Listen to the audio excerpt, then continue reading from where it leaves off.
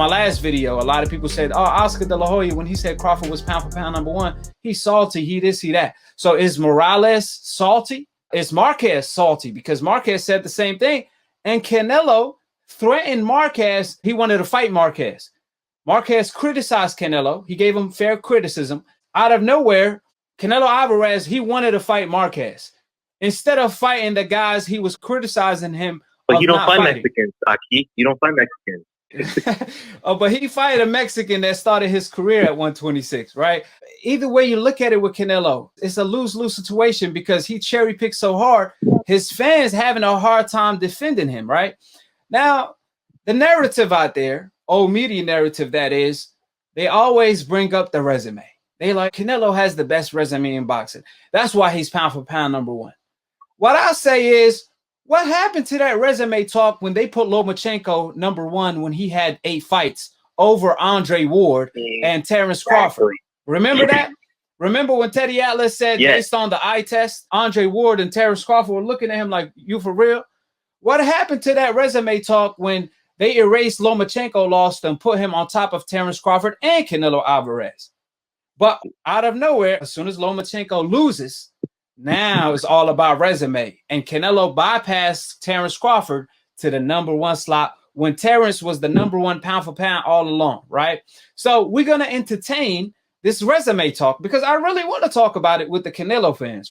For the same people that rate Canelo as #1 due to his resume, it's so hypocritical to not have Shawn Porter on your top 10 pound for pound. The same people that say we talking about resume. The same people that say Canelo Alvarez is pound for pound #1 because of his resume, they don't even rate Shawn Porter. When Shawn Porter have arguably the deepest resume in boxing, from Alexander to Adrian Broner, Kell Brook, Errol Spence, Keith Thurman, Ugas, Prime. All these fighters, I could go on and on and on. He fought all these fighters, Danny Garcia, in their prime, and nobody have him on their pound for pound list. So what's your take on all this resume talk? The same people that say Canelo is #1 because of his resume are the same people that don't rate Shawn Porter as a pound for pound fighter. And mind you, if Shawn Porter was Mexican, I promise you, he probably would have won majority of the close fights he had, like the fight with Keith Thurman. The way he fights Mexican style, he will have won majority of them fights, just like Canelo. Canelo lost to Lara. Canelo arguably lost to Triple G twice. Canelo had a close fight with Trout. These are the prime fighters he fought. And he arguably lost to all 3 of them. We know he lost to a grandpa version of Floyd Mayweather. So if we're talking about resume, why is Shawn Porter not in the conversation? Why the same people that rate Canelo as #1 because of his resume don't rate Shawn Porter as a top 10, which is so hypocritical on their end? What's your take on that? Now, when we talk about resumes, these people got to be very careful what they mean. Because if we're talking about the best resume in boxing, it's not even Canelo Alvarez. Because there's still an active fighter in boxing. Even though he's old, even though he's 42, he's got a way better resume than Canelo ever has or probably even ever will at the rate he's going. So if we're talking about resumes, are you talking about current or overall? If we're talking about overall, Pacquiao beats Canelo. Exactly. Yeah, we can talk about Pacquiao. Because I don't even see Pacquiao at the pound for pound list anymore if you're talking about resumes. Because Pacquiao beats Canelo's resume 10 times out of 10. We're talking about him fighting the best of the best pound for pound in their prime. But we see Canelo fight an Avni Yildirim, and I see ESPN saying that his win with Yildirim put him over Terence Crawford. And I see Canelo fans saying, he had to fight Yildirim. It was his mandatory. Yet if you see a Terence Crawford fight a Kavalaskis, who's an undefeated top contender, who was also Terence Crawford's mandatory, they'll say, he's fighting a bum. And an Olympian. Terence Crawford is protected. Yeah, exactly. That's a great point you brought up. It's funny because if Crawford fought an Avni Yildirim, a fighter coming off a loss and 2-year layoff, they will have trashed Terence Crawford. They will have removed him from the pound for pound list just for that cherry pick, right? But Canelo, it's okay. He could do whatever he wants. And they asked the question, who can beat Canelo after he just beat Avni Yildirim? And they try to justify it with the mandatory talk.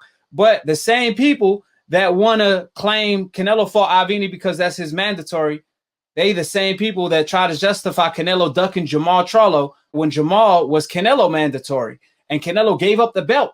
You a fake champion if you got to give up the belt in order to protect a record that's not even perfect, like Canelo Alvarez did with Jamal Charlo. The man gave up his belt. We're not even going to talk about him failing a drug test, testing positive for steroids twice against Gennady Golovkin. We're not even going to bring that to the table. That's a fact too, but we're just going to stick to the boxing talk of Canelo Alvarez. They want to justify him being pound for pound #1 because he got the best resume. But like you said, Manny Pacquiao, he just beat a Keith Thurman. Not an Avini Yildirim, a Keith Thurman at 30 years old in his prime. They don't say Manny Pacquiao is #1 because of his resume. He's still active, right? Do any of the last 3 opponents that Canelo fought, are any of them on Keith Thurman's level? I would like to hear Canelo fans argue that. Absolutely not. We all know they from Europe. When they say Canelo is pound for pound #1, they mean Canelo is Europe pound for pound #1 because he's on a Europe tour as we speak. Canelo said out of his own mouth, I'm not going to fight any more Mexican fighters as soon as he moved up to David Benavidez division.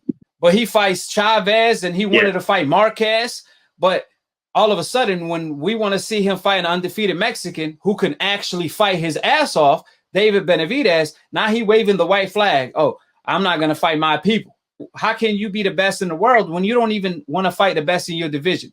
When he don't want to fight the most dominant races in boxing, the Black American fighters and the Mexican fighters. Charlo and Andrade, he been ducking for the past 7 years to the same. Canelo Alvarez was never #1 in any division he campaigned in. At 154, he lost to Lara and Floyd and ducked Andrade and both of the Charlo brothers. He moved up to 160. He avoided Charlo and Andrade yet again. Now at 168, he ducking David Benavidez, and he's on a Europe tour. He had a plan of becoming undisputed at 160. He gave up on the plan when Charlo and Andrade won belts in his division.